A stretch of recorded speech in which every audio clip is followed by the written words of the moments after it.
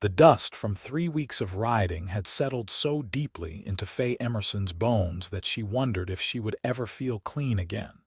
And when her horse stumbled for the third time in an hour on that scorching afternoon in 1878, she knew they both needed to stop before one of them collapsed entirely in the New Mexico desert.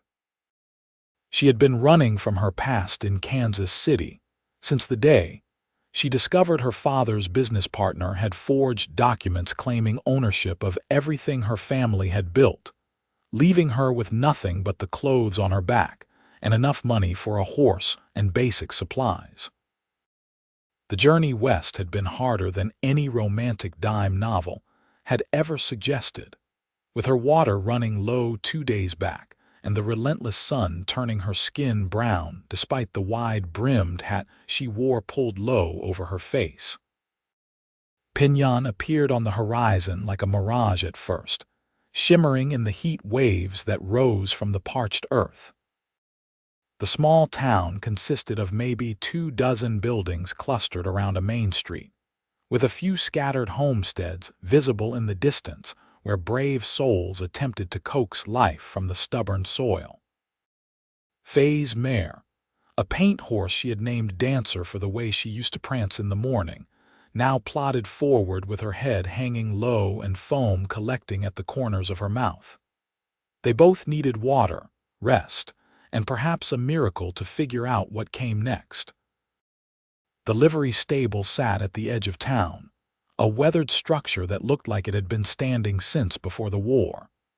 Faye slid from the saddle with less grace than she would have liked, her legs nearly buckling when her feet hit the ground. She grabbed the saddle horn to steady herself, taking deep breaths of the hot air that smelled of hay, horse manure, and desert sage. A thin man with gray hair emerged from the stable's dim interior, squinting at her in the bright sunlight. "That horse needs water and rest," he said without preamble, his voice gravelly from years of breathing dust. "Looks like you could use the same." "I can pay," Faye said, though the small leather pouch tied inside her dress held precious little. She had been rationing her money carefully, knowing that once it ran out, she would need to find work somewhere somehow. "Did not say you could not," the man replied, taking Dancer's reins from her trembling hands. "Xavier Brennan's place is down the street, 3rd building on the left. Tell him Frank sent you. He takes in travelers sometimes, has rooms above his workshop." Faye wanted to ask more questions, but her tongue felt thick in her mouth, and the world had started to tilt in an unsettling way. She managed a nod, shouldered her worn saddlebags, and started walking down the dusty main street on unsteady legs. The few people out in the afternoon heat gave her curious glances but did not approach. A woman traveling alone was unusual enough to warrant attention, though not unheard of in these parts where desperation and determination often went hand in hand. The workshop was easy to find, with a wooden sign hanging above the door that read Brennan Leather Works in simple lettering. Through the open door, she could see a long workbench covered with tools, leather pieces in various stages of completion, and saddles hanging from hooks along the walls. The smell of tanned leather and oil drifted out into the street, a rich scent that reminded her oddly of her father's study, where he had kept leather-bound books on the shelves. Faye stepped into the doorway, her shadow falling across the floor. A man stood at the workbench with his back to her, tall and broad-shouldered, working on what looked like a saddle with steady, precise movements. He wore a simple cotton shirt with the sleeves rolled up past his elbows, revealing tanned forearms marked with small scars from years of working with sharp tools and rough materials. His dark hair curled slightly at the nape of his neck where sweat had dampened it. "Excuse me," Faye said, her voice coming out rougher than intended. "Frank at the livery said you might have a room." The man turned, and Faye found herself looking into the most striking pair of green eyes she had ever seen, set in a face that was handsome in a rugged, weathered way. He appeared to be in his late 20s, with strong features and a few days' worth of stubble darkening his jaw. Those green eyes took in her appearance quickly, noting the trail dust, the exhausted slump of her shoulders, and the way she swayed slightly on her feet. "You need to sit down before you fall down," he said, his voice deep and warm with a hint of concern. He set down the leather working tool he had been holding and crossed the room in 3 long strides, his hand coming to rest on her elbow just as her knees decided they were done holding her weight. "Easy now. When did you last eat?" "Yesterday morning," Faye admitted, allowing him to guide her to a wooden chair near the workbench. "I ran out of supplies 2 days ago. The water went first." Xavier Brennan made a sound low in his throat that might have been disapproval or sympathy or both. He disappeared through a door at the back of the workshop and returned less than a minute later with a tin cup filled with water and a thick slice of bread with butter. "Drink this slowly," he instructed, placing the cup in her hands. "Small sips or you will make yourself sick. Eat the bread even slower." Faye wanted to gulp the water down to drain the cup in one long swallow, but his tone carried enough authority that she obeyed. The water was cool and clean, tasting of minerals from a deep well, and it was the most wonderful thing she had ever experienced. She took small sips as instructed, feeling the moisture spread through her mouth and down her parched throat. The bread came next, and she forced herself to eat it in small bites even though her stomach was clenching with hunger. Xavier watched her for a moment, then seemed satisfied that she was not going to faint or vomit. "I have 2 rooms upstairs," he said, leaning back against his workbench with his arms crossed over his chest. "One I use, the other has been empty since I bought this place 3 years ago. You can stay there while you recover from your journey. No charge for the first week, but after that we will need to discuss payment or you will need to move on." "Why would you do that?" Faye asked, suspicion warring with gratitude in her chest. She had learned the hard way that kindness often came with strings attached, especially for a woman alone. "You do not know me." "True enough," Xavier agreed, a slight smile touching his lips. "But I know what it looks like when someone has been running from something, and I know what it costs to start over with nothing. Consider it a neighborly gesture. Piñon might be small, but we take care of people who need help." There was something in his eyes, a shadow of old pain or understanding that made Faye believe him. She finished the bread slowly, washing it down with the last of the water. "My name is Faye Emerson," she said. "I came from Kansas City. And you are right, I was running from something, though nothing criminal, just a bad situation that cost me everything." "Xavier Brennan," he replied, though she already knew his name from the sign. "Most people call me Zav. I came out here from Missouri about 5 years back, after the war and after some personal troubles that do not need repeating. Built this business from nothing, and it has treated me well enough." The fact that he offered his own history, brief though it was, made something in Faye's chest unclench slightly. She was not the only one who had fled from a past that hurt too much to stay in. "I appreciate your kindness," she said carefully. "I will find a way to repay you once I am back on my feet." "Worry about that later," Xavier said, pushing away from the workbench. "Right now, your journey left you weary. I am saying rest here, and when you are ready, we will begin to figure out what comes next. Let me show you the room." He led her through the back door of the workshop and up a narrow staircase to the 2nd floor. The building was simple but well maintained, with solid wood floors and whitewashed walls. Xavier opened a door to reveal a small room with a bed, a washstand with a basin and pitcher, a trunk for storage, and a single window that looked out over the street. It was sparse but clean, with a handmade quilt on the bed that showed the bright colors of Navajo weaving. "The water in the pitcher is fresh as of this morning," Xavier said. "There is a privy out back, and a bathhouse 2 buildings down if you want a real bath, though it costs a few coins. I usually eat dinner around sundown, and you are welcome to join me. Nothing fancy, but it is hot and filling." Faye set her saddlebags down on the floor, feeling the weight of them leave her shoulders like dropping a physical burden. "Thank you," she said, and this time she let the genuine gratitude show in her voice. "Truly, I did not know what I was going to do when I rode into town." Xavier nodded once, a gesture that seemed characteristic of him based on their brief acquaintance. He was a man of few words but clear actions. "Rest now," he said. "We can talk more when you are recovered." He left, pulling the door closed behind him, and Faye was alone for the first time in what felt like forever. She poured water from the pitcher into the basin and used a cloth to wash her face and hands, watching the water turn brown with trail dust.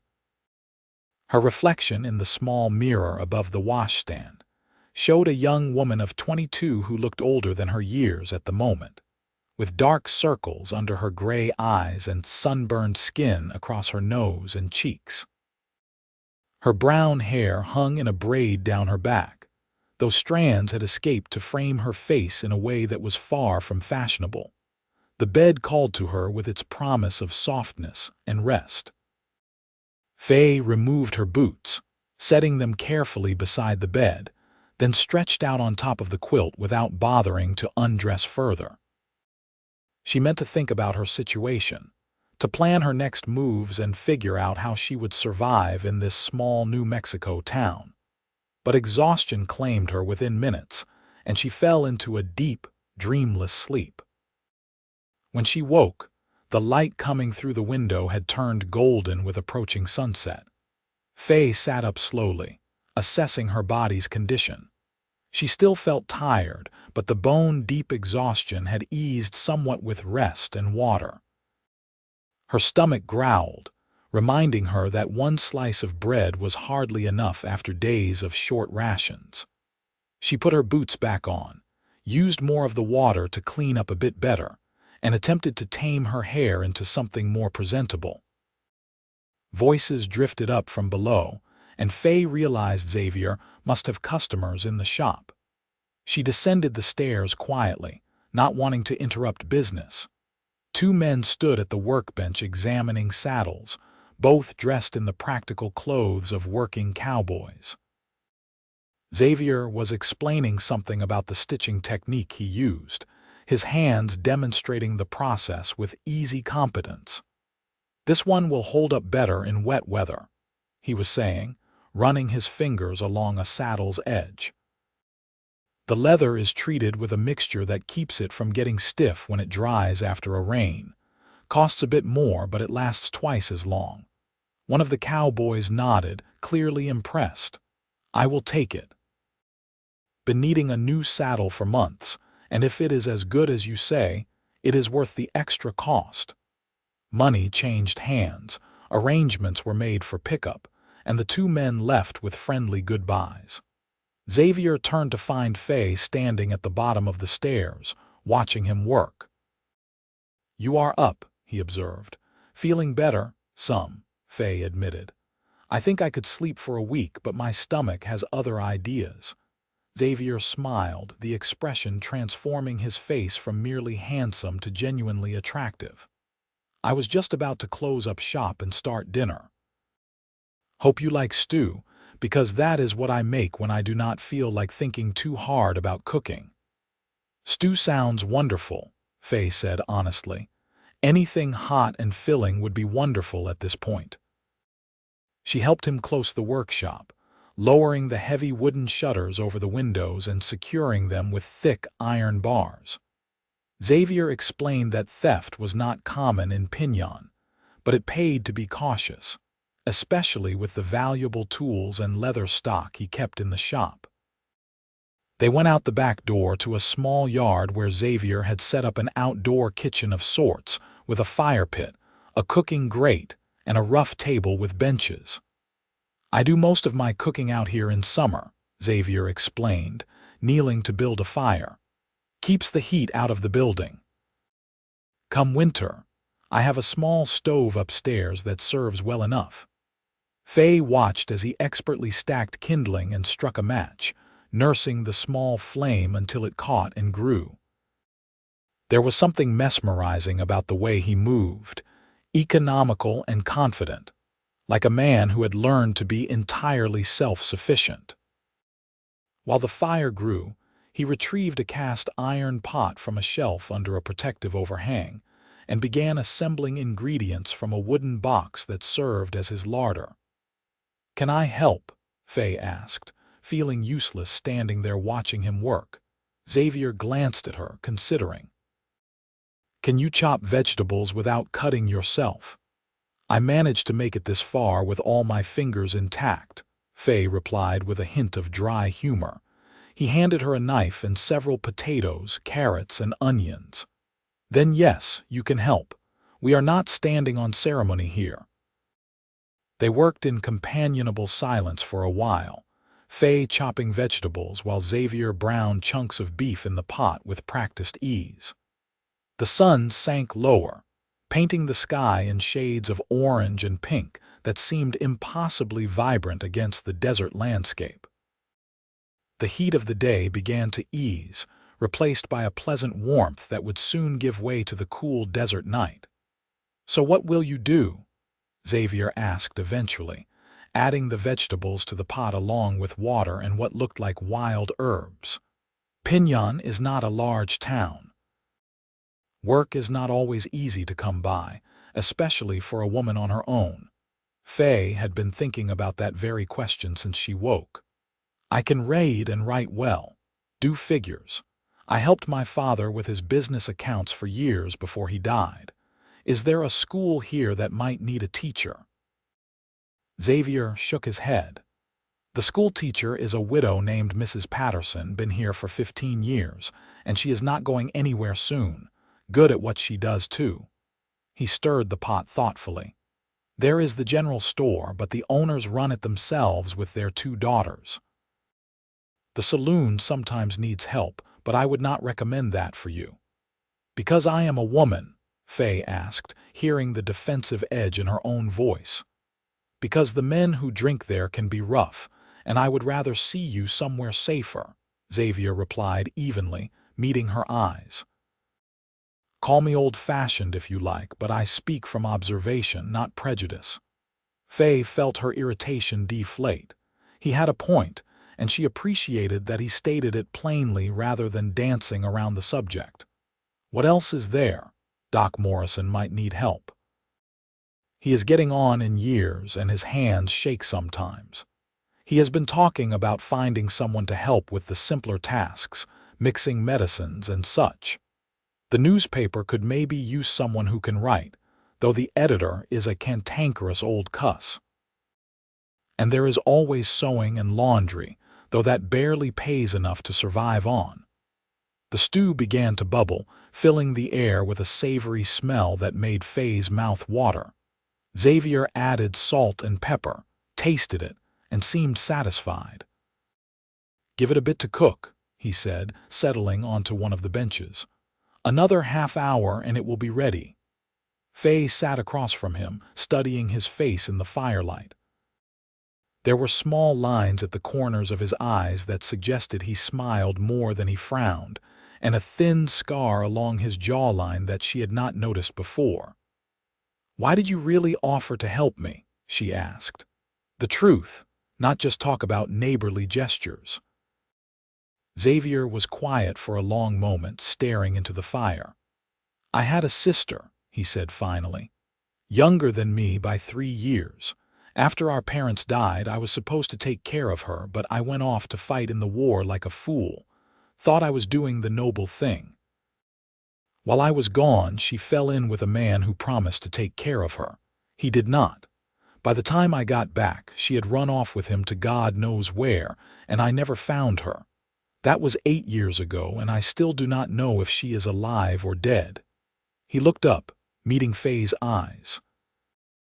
When I saw you standing in my doorway, exhausted and alone and trying so hard to stay strong, I saw what my sister might have looked like when she needed help. Maybe you are someone else's sister, someone else's daughter. I figure if I help you, maybe somewhere out there someone helped her when she needed it. Maybe that is foolish thinking, but there it is. Faye felt her throat tighten with unexpected emotion. I am sorry about your sister, she said softly. And for what it is worth, I am someone's daughter, though my father died 2 years ago. My mother passed when I was young. I had been managing until my father's business partner showed his true colors. What happened? Faye found herself telling him the whole story, words spilling out that she had not shared with anyone. How her father had built a freight business from nothing, working himself to exhaustion to provide for her. How he had taken on a partner, a smooth-talking man named Gerald Winters who seemed trustworthy. How her father's sudden death from a heart ailment had left her vulnerable. How Winters had produced documents claiming that her father had been merely an employee, not a co-owner, and that everything belonged to Winters himself. He offered to marry me, Faye said bitterly. Said it was the only way I could keep a home and respectability. He was 25 years older than me, and I knew what kind of man he really was by then. So I took what money I could gather, bought a horse, and left. Xavier listened without interrupting, his green eyes reflecting the firelight. When she finished, he stirred the stew and served them both generous portions in tin bowls. You made the right choice, he said firmly. Men like that do not suddenly become better husbands. They just get bolder about showing their worst qualities once they have you trapped. They ate in silence for a few minutes, the stew warming Faye from the inside out. It was simple food, just meat and vegetables and herbs, but it tasted better than anything she had eaten in weeks. Xavier had clearly learned to cook well enough to survive comfortably, even if he would never be mistaken for a restaurant chef. I will talk to Doc Morrison tomorrow, Xavier said. Introduce you properly. He is a good man, fair-minded. If he can use help, he will pay you fairly. You do not have to do that, Faye protested, though she appreciated the offer more than she could say. I know I do not have to, Xavier replied. But Piñon is a small town, and introductions matter. A stranger asking for work gets one reception. Someone I vouch for gets a different one. Besides, I like Doc Morrison. We play chess every Thursday evening, have for the past 2 years. I would trust him with my life, and more importantly, I would trust him with yours. The way he said it, casual but sincere, made something flutter in Faye's chest that had nothing to do with hunger or exhaustion. She looked at Xavier across the fire and really saw him for the first time, not just as a helpful stranger but as a man. A kind, strong, capable man who worked with his hands and spoke plainly, and had enough sadness in his past to understand hers. Dangerous thoughts, she told herself firmly. She had been in town less than a day and had nothing to offer anyone except problems and baggage. The last thing she needed was to develop feelings for the first man who showed her genuine kindness. But as the evening wore on and they talked about safer topics, about the town and its people and the challenges of living in the harsh New Mexico territory, Faye could not quite ignore the warmth that settled in her chest. Xavier was easy to talk to, quick with a dry observation that made her laugh, and genuinely interested in what she had to say. He asked her opinion on things and listened to her answers, not dismissing her thoughts the way so many men did with women. When the fire burned low and the stars emerged in the vast black sky overhead, Xavier walked her to the outdoor privy and waited at a discreet distance to make sure she got back safely. It was such a small thing, but it spoke to a thoughtfulness that Faye had rarely encountered. He bid her good night at the bottom of the stairs, reminding her that she should sleep as late as she needed. "Your body has been through an ordeal," he said. "Give it time to recover. Everything else can wait." Faye climbed the stairs to her small room, changed into her one-night dress, and slid under the covers properly this time. Through the walls, she could hear the faint sounds of Xavier moving around in his own room, the creak of floorboards and the scrape of furniture being moved. It was oddly comforting, knowing he was nearby. She fell asleep faster than expected, her mind already beginning to accept that maybe, just maybe, she had found a safe place to land. The next few days passed in a blur of rest and recovery. Faye slept more than she had in months, her body making up for weeks of hard travel and poor food. Xavier left her alone for the most part, though he made sure she had fresh water and invited her to share meals when she felt up to it. He worked in his shop during the day, the rhythmic sounds of hammering and cutting drifting up through the floorboards. The noise was soothing rather than disturbing, a reminder of honest work being done. On the fourth day, Faye woke feeling more like herself. The exhaustion had faded to a manageable tiredness, and her body no longer ached with every movement. She washed thoroughly with the last of her soap, dressed in her least trail-worn dress, and braided her hair neatly. When she came downstairs, Xavier looked up from a bridle he was stitching and gave her an approving nod. "You have color in your face again," he observed. "Good. Feel up to meeting Doc Morrison?" "Yes," Faye said, meaning it. She needed to start building a life here, and that meant finding work and making connections beyond Xavier, no matter how comfortable his presence had become. They walked together down the main street, Xavier pointing out buildings and introducing her to the people they passed. The blacksmith, a massive man named Samuel. The general store owners, Mr. and Mrs. Chen, who had come west from California and built a thriving business. The newspaper editor, just as cantankerous as advertised, shouting at his printing press through an open window. Piñon might be small, but it was diverse in a way that Faye had not expected. A mixing of cultures and backgrounds drawn together by the promise of land and opportunity. Doc Morrison's office occupied a small building near the center of town, painted white with a red cross on the door. Inside, it smelled of carbolic acid and medicinal herbs.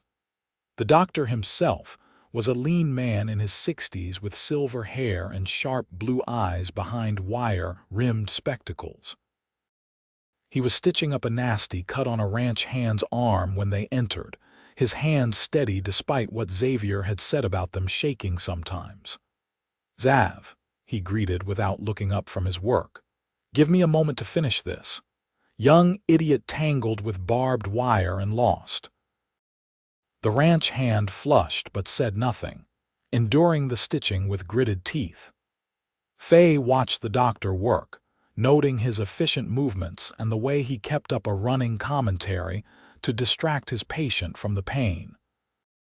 When he tied off the last stitch and bandaged the wound, he gave the young man strict instructions about keeping it clean and sent him on his way with a bottle of carbolic solution.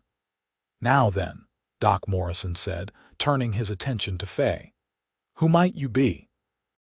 "Faye Emerson," she said, offering her hand. The doctor shook it with a firm grip. "Xavier thought you might need help around here. I can read and write, do figures, and I am good at following detailed instructions. I helped my father run a business for years before he passed." Doc Morrison's eyes sharpened with interest. "Can you read medical texts without fainting at the descriptions?" "I helped tend wounded soldiers during the war when they came through Kansas City on the trains," Faye said. "I was young, but I remember it clearly. Blood and injury do not bother me overmuch." The doctor walked to a shelf and pulled down a thick book, flipping it open to a page showing a detailed anatomical drawing. "Read this passage aloud." Faye took the book and read the dense medical description without stumbling over the terminology. When she finished, Doc Morrison took the book back and gave her a long, assessing look. "You actually understood what you were reading, did you not? Not just sounding out words." "Most of it, yes," Faye admitted. "Some of the terms are new to me, but the concepts make sense." "Xavier, you brought me a gem," Doc Morrison said, surprising both of them with his enthusiasm. "Miss Emerson, I will be blunt. I am getting old and my hands shake when I am tired, which happens more often these days. I need someone who can mix medicines accurately, keep my instruments clean and organized, maintain patient records, and assist with procedures when necessary. The work can be unpleasant, the hours are irregular, and the pay is modest but steady. If you are interested, I will give you a trial period of 2 weeks. If we suit each other, the job is yours for as long as you want it." Faye felt relief wash over her so intensely it made her dizzy. "I am very interested," she said. "When would you like me to start?" "Tomorrow morning, 7 o'clock sharp," Doc Morrison replied. "I will show you around, teach you my systems." "Xavier, you vouch for this young woman's character?" "I do," Xavier said without hesitation. "Good enough for me." "Miss Emerson, I will see you tomorrow." They left the doctor's office and walked back toward the leather works in the bright morning sunshine. Faye felt lighter than she had in months, as if a crushing weight had been lifted from her shoulders. "Thank you," she said to Xavier. "I do not know how to repay you for everything you have done." "You are paying your own way now," Xavier replied. "Anything I did was just to help you get your feet under you. What you do from here is all you." But Faye knew it was more than that. He had taken a risk on a stranger, given her shelter and food and help with no guarantee of return. That kind of kindness was rare, and she would not forget it. The work with Doc Morrison proved to be exactly what Faye needed. The doctor was a patient teacher, showing her how to mix medicines with precise measurements, how to sterilize instruments, how to keep records organized and legible. The work was often messy and sometimes heartbreaking, like when a fever took a child despite their best efforts, but it was also deeply rewarding. Faye learned to stitch simple wounds, to recognize symptoms of common ailments, to offer comfort to frightened patients with calm words and steady hands. The people of Piñon began to accept her presence, no longer viewing her as a strange outsider but as Doc Morrison's capable assistant. Women sought her out for advice about female complaints they felt too shy to discuss with the male doctor. Men trusted her to tend their injuries with competence. Children gradually lost their fear of the doctor's office, because the nice lady with the gentle voice gave them peppermint sticks when they were brave. Weeks turned into months, and Faye settled into a routine that felt almost normal. She rented her room from Xavier for a small portion of her wages, an arrangement that benefited them both. They fell into an easy friendship, sharing meals most evenings and talking about their days. Faye learned that Xavier had built his leatherworking business through sheer determination and skill, that he took pride in creating pieces that would last for years, that he had a sharp wit hidden under his quiet exterior. She also learned, though he never spoke of it directly, that Xavier had been badly hurt in the war. Sometimes, she saw him rubbing his left shoulder when he thought no one was watching, or noticed the way he favored his right leg slightly on cold mornings. The scars were not just on his body but deeper, in the way he sometimes got a distant look in his eyes when talk turned to violence or conflict.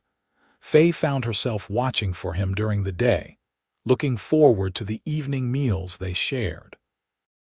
She noticed small things, like the way his hair fell across his forehead when he bent over his work, or the rare, genuine smile that transformed his whole face. She noticed the strength in his hands and the gentleness with which he handled delicate leather work. She noticed, and she tried very hard not to think about what it meant that she was noticing these things. The summer heat peaked and then began to ease as autumn approached.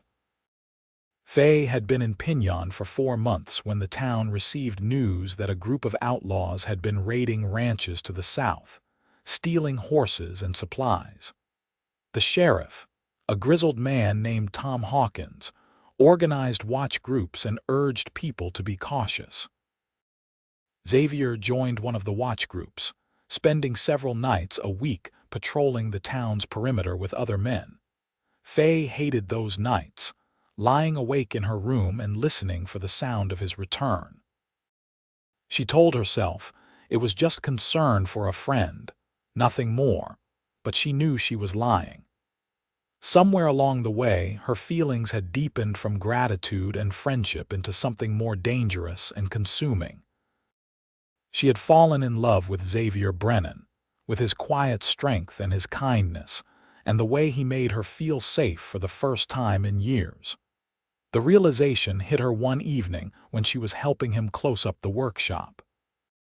Their hands brushed as they both reached for the same shutter, and the brief contact sent electricity racing up her arm.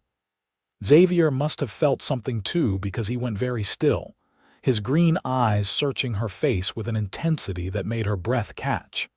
"Faye," he said, his voice rough. "I should tell you something." "What?" she whispered, her heart pounding. "I've been trying very hard to be honorable," Xavier said.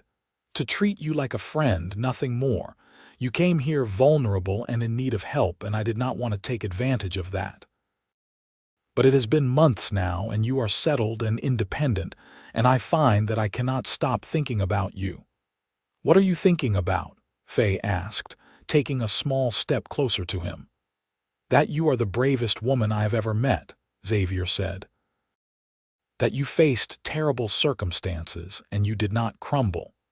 That you work harder than most men I know, and you are kind to everyone even when you have every reason to be bitter. That your smile lights up a room, and the sound of your laugh is my favorite thing to hear. That I wake up every morning grateful you are under my roof, and I go to sleep every night wishing I had the right to be in that room with you." Faye felt tears prick her eyes, but they were good tears, the kind that came from too much emotion trying to escape at once. "You are not taking advantage of anything," she said firmly. "Xavier, you gave me shelter when I needed it, but you have never made me feel like I owed you anything. You have been nothing but respectful and kind, and for what it is worth, I think about you too. Constantly.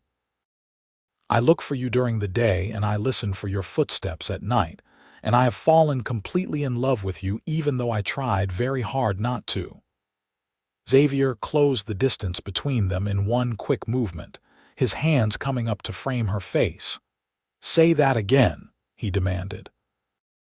"I love you," Faye said, the words flowing easily now that she had said them once. "I love your strength and your gentleness and your terrible jokes and the way you fix things for people without making a fuss about it. I love that you see me as capable and strong, not fragile and helpless. I love you, Xavier Brennan, and I am tired of pretending I do not." He kissed her then, a deep, thorough kiss that conveyed months of restrained desire and growing affection. Faye melted into him, her arms wrapping around his neck as she kissed him back with equal fervor. It felt right in a way nothing else in her life had felt right for a very long time, like coming home after a long, exhausting journey. When they finally broke apart, both breathing hard, Xavier rested his forehead against hers. "I want to court you properly," he said. "Do this the right way. I know we are living under the same roof, but I want everyone in this town to know that I am courting you with honorable intentions." "What exactly are your intentions?" Faye asked with a smile. "To marry you if you will have me," Xavier said simply. "Not today or even next month, but when you are ready. When you are absolutely certain that this is what you want and not just gratitude or comfort." "It is not gratitude," Faye insisted. "Though I am grateful, And it is not just comfort, though you do make me feel safe. It is love, Xavier. Real, honest love. Then let me court you anyway, Xavier said, smiling. Let me take you on proper walks and buy you small gifts and generally make a fool of myself the way a man in love is supposed to. Faye laughed, the sound bubbling up from deep in her chest. I suppose I can allow that. True to his word, Xavier courted her with old-fashioned determination. He took her on walks around town in the evenings, his hand at her elbow in a gesture that was both protective and respectful. He brought her small gifts, wildflowers picked from the desert, a leather bookmark he had tooled with intricate designs, a ribbon for her hair in a shade of blue that matched her best dress. He introduced her to his friends, making it clear that she was important to him, that his intentions were serious. The town watched their courtship with approval. Doc Morrison told Faye that Xavier was a good man, and she could do far worse, which was high praise coming from the cantankerous doctor. Mrs. Chen at the general store slipped Faye small packages of tea and cookies, saying that courtship was a special time to be enjoyed. Even the sheriff, gruff Tom Hawkins, gave Xavier a nod of approval and told him he had chosen well. The outlaw problem resolved itself when the gang was captured by federal marshals 2 territories over. The watch groups disbanded, and life in Piñon returned to its normal rhythm.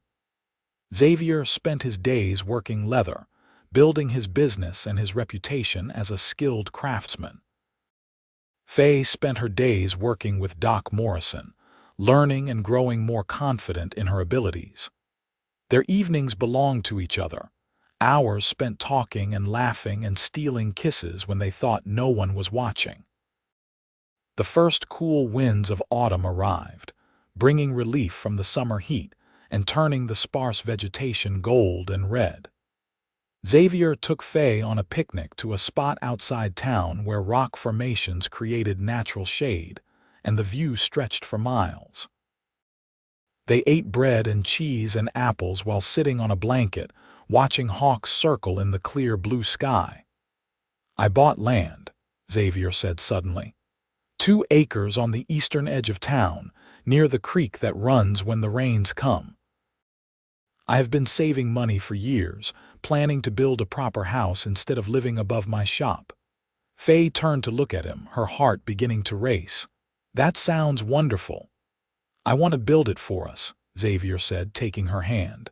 A home, not just a house. Big enough for a family someday, if that is something you want. With a good kitchen and a porch where we can sit in the evenings. A place that belongs to both of us, built on what we create together, not on the past that either of us left behind. Xavier, Faye said, her voice trembling slightly.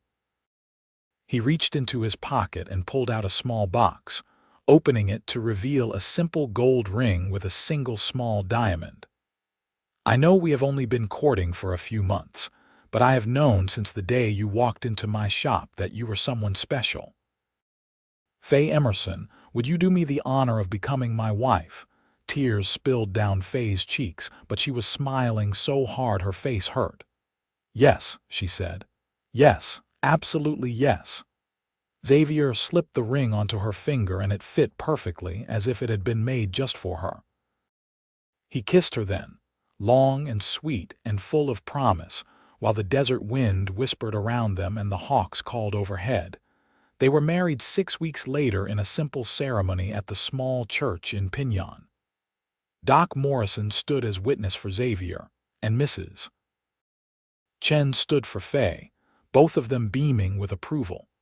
The whole town turned out for the celebration afterward, a gathering in the town square with music and food and dancing that lasted well into the night. Faye wore a dress that Mrs. Chen had helped her make, simple white cotton with lace at the collar and cuffs, and she felt beautiful in a way that had nothing to do with the dress, and everything to do with the way Xavier looked at her. They spent their wedding night in Xavier's room above the shop, which would be their home until the new house was built. Xavier was gentle and patient, mindful of Faye's inexperience, but also passionate in a way that left no doubt about his desire for her. They learned each other's bodies with tender exploration, finding pleasure and connection that went beyond the physical act to something deeper and more profound. In the morning, Faye woke wrapped in her husband's arms, feeling more content than she had thought possible. Xavier stirred, pressing a kiss to her shoulder. "Good morning, Mrs. Brennan," he murmured against her skin. "Good morning, husband," Faye replied, loving the way the word felt in her mouth. They settled into married life with surprising ease, two people who had both learned to be independent, finding joy in partnership. Faye continued working with Doc Morrison, who had made it clear he had no intention of losing his best assistant just because she got married. Xavier worked on his business during the day and spent his evenings and weekends working on their new house, often with Faye by his side helping in whatever way she could. The house rose slowly but steadily, built with care and quality materials. Xavier refused to cut corners, insisting that he was building something that would last for generations. Other men from town came to help sometimes, turning the construction into a community effort. By the time winter arrived, the basic structure was complete, with walls and a roof to keep out the weather. The interior work would have to wait for warmer months, but Xavier was satisfied with the progress.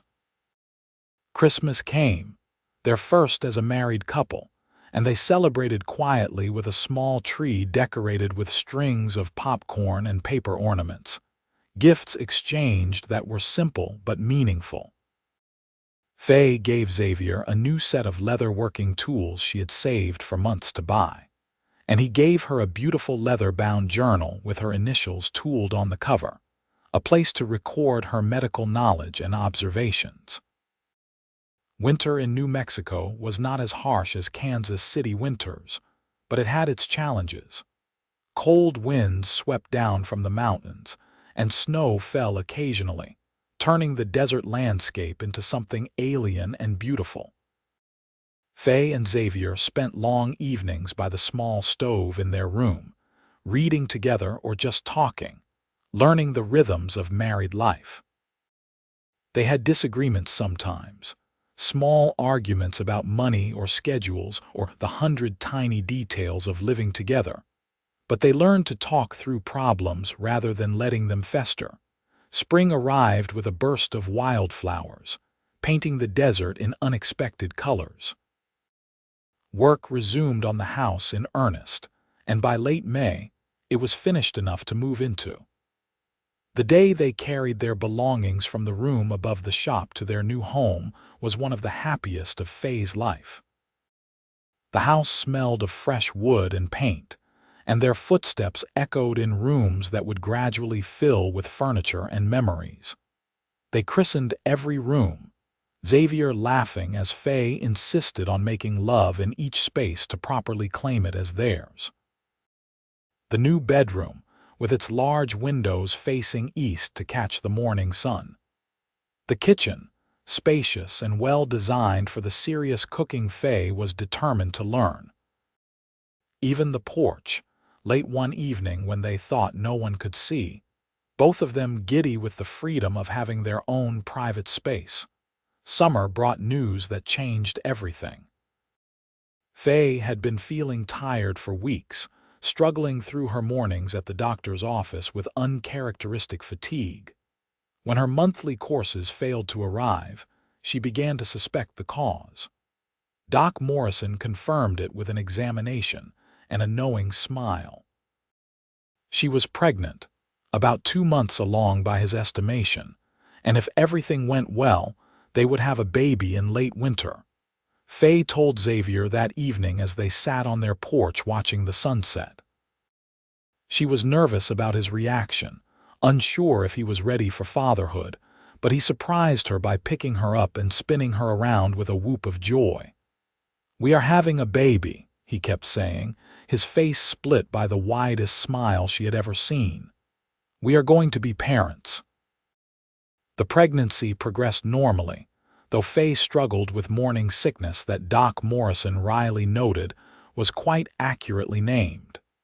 She continued working as long as she could, determined to remain useful, but eventually had to admit that the physical demands were too much. Doc Morrison hired a young man to help with the heavier tasks and assured Faye that her job would be waiting when she was ready to return. Xavier became almost comically protective, fussing over her in ways that were simultaneously annoying and endearing. He built a rocking chair for the nursery they were preparing, carving their initials and the baby's expected birth month into the wood. He read everything he could find about pregnancy and childbirth, becoming so well informed that even Doc Morrison was impressed. Winter arrived again, and Faye grew large with pregnancy, her body changing in ways both miraculous and uncomfortable. The baby kicked vigorously, especially at night, and Xavier would place his hands on her belly to feel the movements, his expression filled with wonder. They talked about names, about hopes and dreams for their child, about what kind of parents they wanted to be. Faye went into labor on a cold February night in 1880, 2 weeks before Doc Morrison's predicted date. Xavier fetched the doctor while Mrs. Chen came to stay with Faye, offering comfort and encouragement through the long hours of labor. It was painful and exhausting, and there were moments when Faye was certain she could not endure another contraction, but Mrs. Chen and Doc Morrison coached her through it with patient determination. Xavier was not allowed in the room during the actual birth, which was traditional, but he paced outside the door like a caged animal, calling out encouragement whenever Faye cried out. When the baby finally came, a healthy boy with a full head of dark hair and his father's green eyes, Doc Morrison allowed Xavier into the room to meet his son. Faye watched her husband hold their baby for the first time, tears streaming down Xavier's face as he stared at the tiny, perfect infant in his arms. "He is beautiful," Xavier whispered. "He is perfect. You are amazing." They named him Thomas, after Xavier's father, with the middle name James after Faye's father. Little Thomas Brennan was a healthy, hungry baby who slept poorly and cried often, but neither parent minded the exhaustion. They took turns walking him at night, singing lullabies and telling stories, learning the mysterious art of soothing a fussy infant. Faye returned to work part-time when Thomas was 3 months old, bringing the baby with her on days when Xavier was particularly busy. Doc Morrison did not mind. He seemed to enjoy having a baby around the office, and patients delighted in the distraction. Faye had worried that motherhood would make her less capable at her work, but instead she found that her experiences made her better at comforting mothers and understanding the concerns of parents. The years passed in a blur of work and family and building a life together. Thomas grew from an infant to a toddler, learning to walk and talk and explore the world with fearless curiosity. Xavier's business continued to thrive, his reputation for quality work spreading beyond Piñon to surrounding towns. Faye became increasingly invaluable to Doc Morrison, taking on more complex tasks and essentially becoming his unofficial partner in the practice. When Thomas was 2.5, Faye became pregnant again. This time the pregnancy was easier, her body knowing what to expect, though chasing after an energetic toddler while carrying another baby had its challenges. Xavier had expanded their house, adding another bedroom in anticipation of growing their family. He was more confident this time, less prone to nervous hovering, though still attentive to Faye's needs. Their second child, a daughter, arrived in the early autumn of 1882 after a much shorter labor than Thomas's birth. They named her Rose, for the wild roses that grew near the creek by their land. She had Faye's gray eyes and a surprisingly loud voice for such a small baby. Thomas was fascinated by his baby sister, wanting to help with everything and often getting underfoot in his enthusiasm.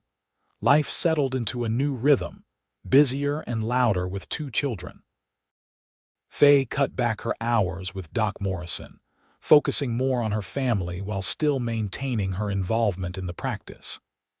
Xavier hired an apprentice, a young man from town who showed real talent for leather working, which allowed him more flexibility to help with the children. The children grew, and the house filled with their laughter and occasional tears. Thomas proved to be thoughtful and careful, taking after his father in temperament. Rose was more spirited, with a stubborn streak that reminded Xavier of Faye. They played together in the yard, helped with small chores as they got older, and were generally beloved by the whole town. Doc Morrison's health began to decline when Thomas was 7 and Rose was 4. The shaking in his hands had worsened, and he tired more easily. He called Faye into his office one day and told her plainly that he was considering retirement.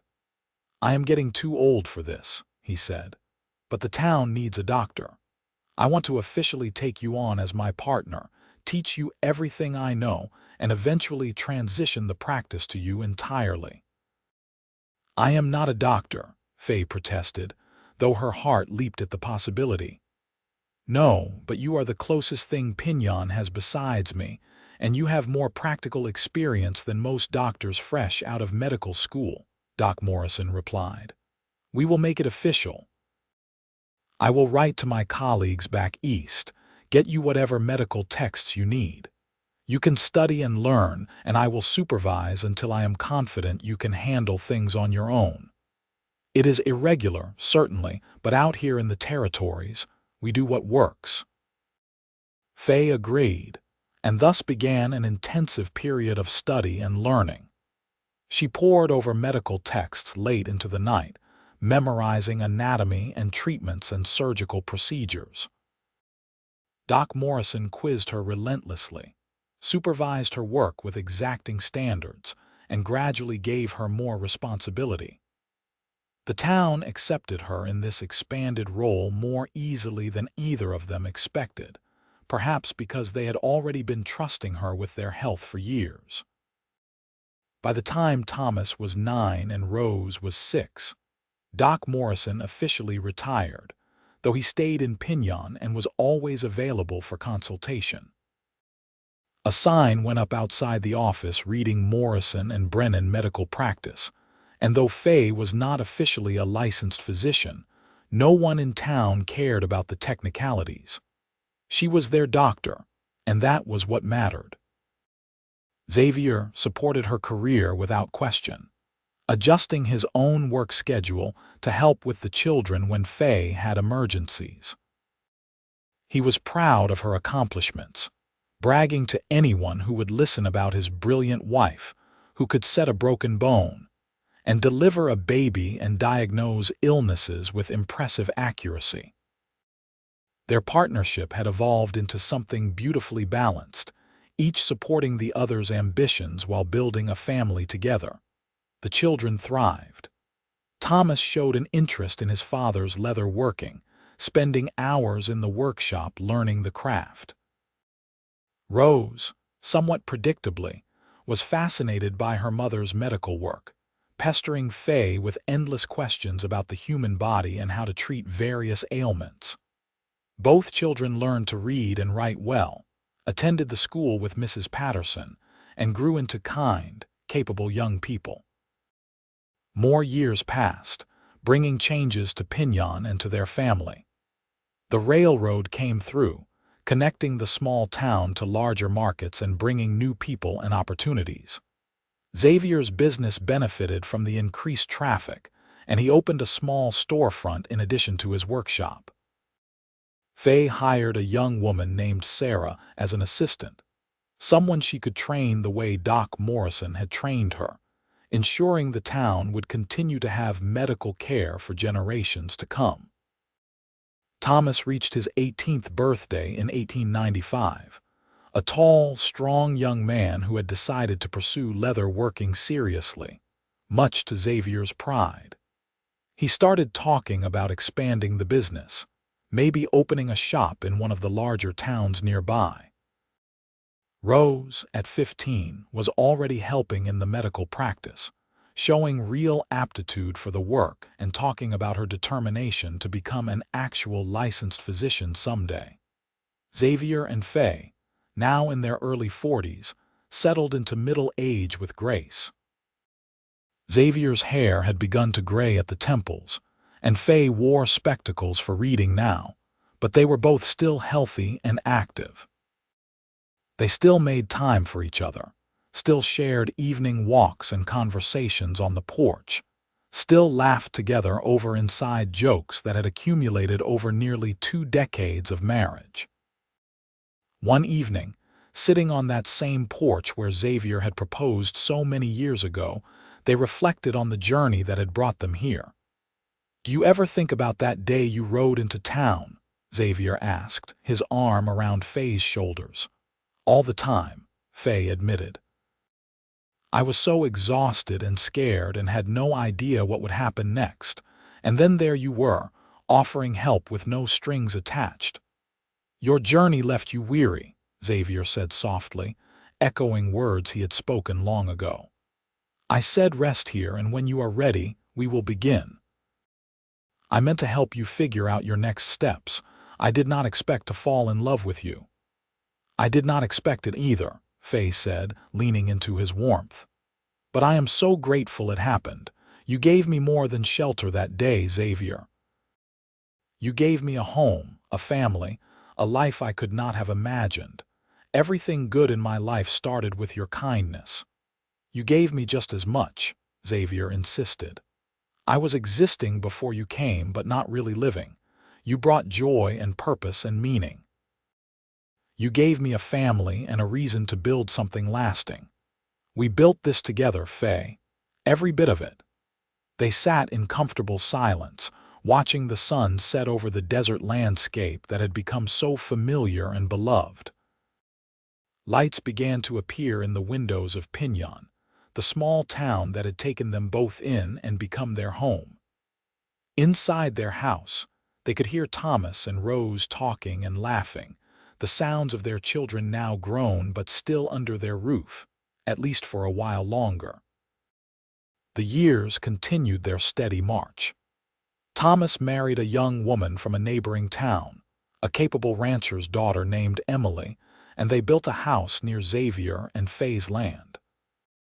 Within a year, they made Xavier and Faye grandparents for the first time, a grandson they named Xavier after his grandfather. The baby brought new life and energy to the family, and Faye discovered that being a grandmother was perhaps even more delightful than being a mother, with all the joy and less of the constant responsibility. Rose left for medical school in the East when she was 20, fulfilling her determination to become an officially licensed physician.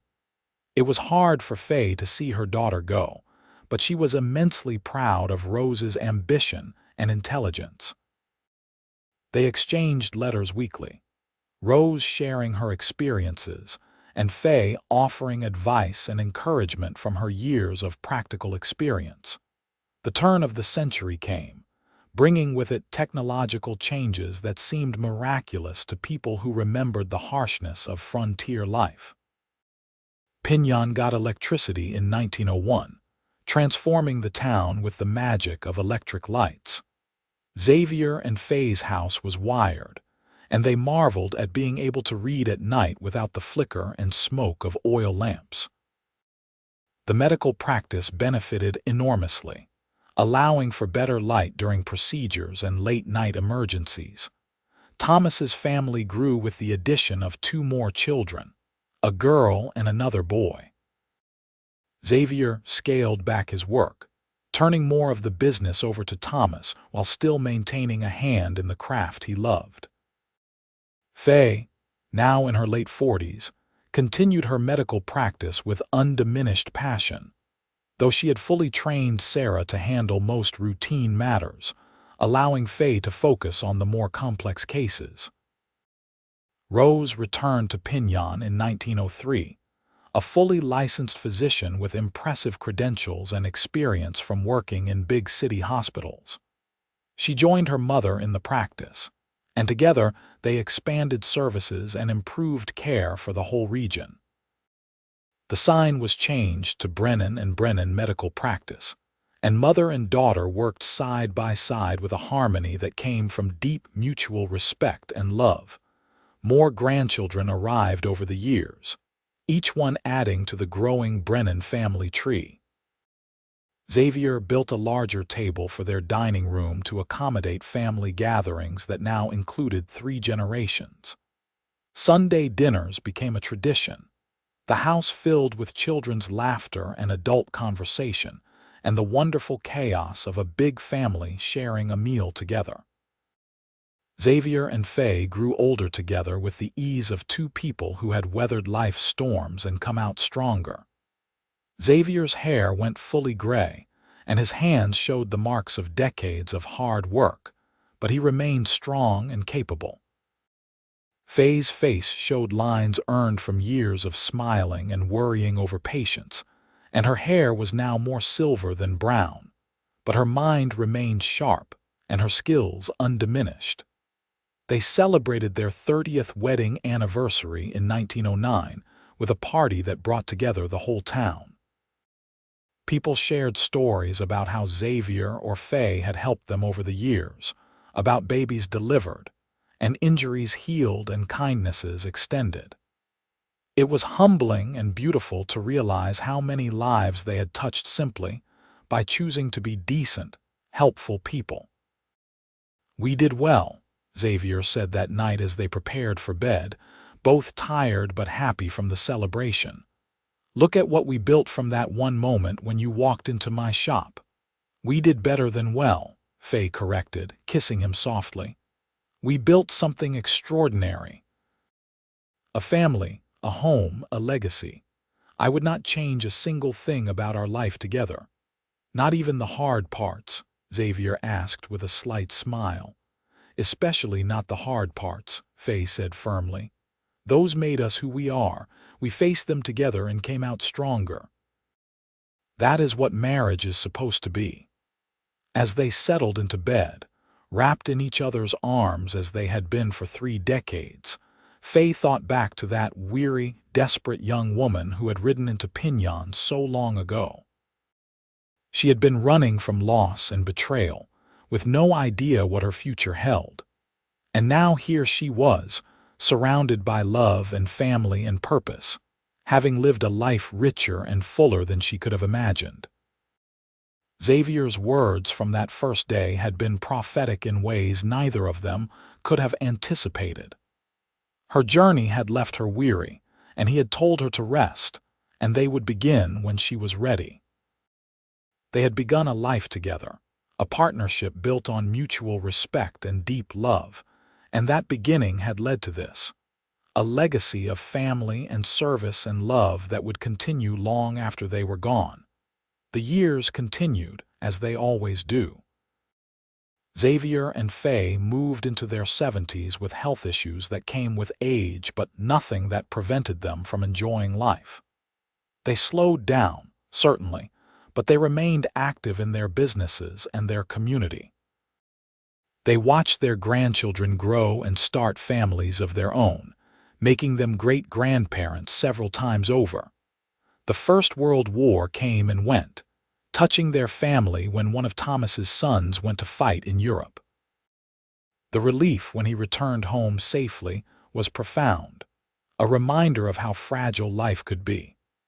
But he came back whole in body if somewhat changed in spirit, and he settled back into life in Piñon with the determination of someone who had seen the wider world and chosen to return to his roots. Xavier passed first, in his sleep on a quiet spring morning in 1926, at the age of 76. He simply did not wake up, his heart having finally given out after a long, well-lived life. Faye grieved deeply, but not hopelessly. knowing that they had been blessed with 48 years of marriage and that he had died peacefully, without pain or suffering. The funeral brought together 4 generations of the family they had built, along with what seemed like half of New Mexico. All the people whose lives Xavier had touched with his quiet kindness and skilled hands. Faye lived for more years, remaining sharp-minded and active until the very end. She continued to consult on difficult cases at the medical practice, spent time with her great-grandchildren, and wrote extensively in the medical journals she had kept for decades, compiling her knowledge for future generations. She spoke often of Xavier, keeping his memory alive with stories and love. She died in 1930 at the age of 74, surrounded by her children and several grandchildren, passing peacefully in the house that Xavier had built for them. Her last words were about him, saying she was ready to see him again, and thanking everyone for the beautiful life she had been given. They were buried side by side in the Piñon cemetery, under matching headstones that recorded their names, dates, and simple epitaphs. Xavier's read devoted husband, father, and craftsman. Faye's read beloved wife, mother, and healer. But those words, true as they were, could not begin to capture the fullness of their lives or the depth of their love. The house they built still stood generations later, occupied by their descendants, a testament to Xavier's skill and their shared vision. The medical practice continued under Rose's daughter and then her granddaughter, maintaining the Brennan name and the commitment to service that Faye had instilled. Thomas's great-grandchildren still worked in leather, carrying on the craft that Xavier had perfected. But more than the physical legacy, Xavier and Faye left behind something more valuable. A family built on love, respect, and partnership. They had shown their children and grandchildren and great-grandchildren what a good marriage looked like, how 2 people could face life's challenges together and emerge stronger. They had demonstrated that kindness matters, that helping others creates ripples that extend far beyond a single gesture, that love built on friendship and mutual respect can weather any storm. The story of how they met became family legend, told and retold to each new generation. The weary young woman who rode into town with nothing but determination. The kind man who offered help without asking for anything in return. The slow building of trust and friendship that blossomed into love. The life they built together from that moment, brick by brick, choice by choice, day by day. Their beginning had been simple. Rest here, and when you are ready, we will begin. But what they began together lasted far beyond their lifetimes, a legacy of love that echoed through generations. It was a reminder that sometimes the most important moments in life come when we are at our lowest, when we are weary and lost and desperately in need of help. And sometimes, if we are very lucky, someone offers that help with genuine kindness, and everything changes. Faye had been running from loss when she arrived in Piñon. Xavier had been existing in quiet solitude, his own losses making him cautious about connection. Together, they found not just survival but flourishing, not just companionship but deep love. They proved that it is never too late to begin again, that exhaustion and weariness can give way to rest and renewal, and that the best love stories are not about perfect people finding each other, but about 2 imperfect people who choose each other every day. The desert landscape around Piñon changed over the decades, as the town grew and modernized and adapted to new centuries. But some things remained constant. The quality of the light at sunset, the smell of sage after rain, the stark beauty of the land that had drawn settlers west with promises of opportunity and freedom. And in the cemetery on the hill, 2 headstones stood side by side, marking the resting place of Xavier and Faye Brennan, who had turned a moment of kindness into a lifetime of love. Their story, like all the best love stories, was really very simple at its core. Two lonely people found each other at exactly the right moment. They chose to be kind, to be patient, to build something together. They faced challenges and joys, sorrows and celebrations, always side by side. They raised a family, served their community, and loved each other deeply until death parted them. And they left behind a legacy that proved love is not just about grand gestures or dramatic declarations, but about showing up every day and choosing partnership over independence, together over alone. The sun set over Piñon as it had for centuries, painting the sky in brilliant oranges and purples and reds. Somewhere in town, Xavier and Faye's great-great-grandchildren were living their own lives, facing their own challenges, building their own futures. They carried the blood of that weary traveler and that kind craftsman, inheriting not just names and features but values and character. They knew the story of how their ancestors met, and it shaped how they understood love and marriage and family. Because that is what legacy really means. Not just property or money passed down through generations, but stories and values and examples of how to live a good life. Xavier and Faye Brennan had lived very good lives indeed, starting from that moment in a dusty leather working shop when exhaustion met kindness and everything began. Their journey together had lasted nearly 5 decades, but it all started with a single day, a single moment, a single act of compassion. A woman whose journey left her weary. A man who said, "Rest here, and when you are ready, we will begin." And what they began was beautiful and lasting. A love story for the ages, written in the harsh beauty of the New Mexico desert, proving that sometimes the greatest adventures start with the simplest invitation to rest, to heal, and to begin again.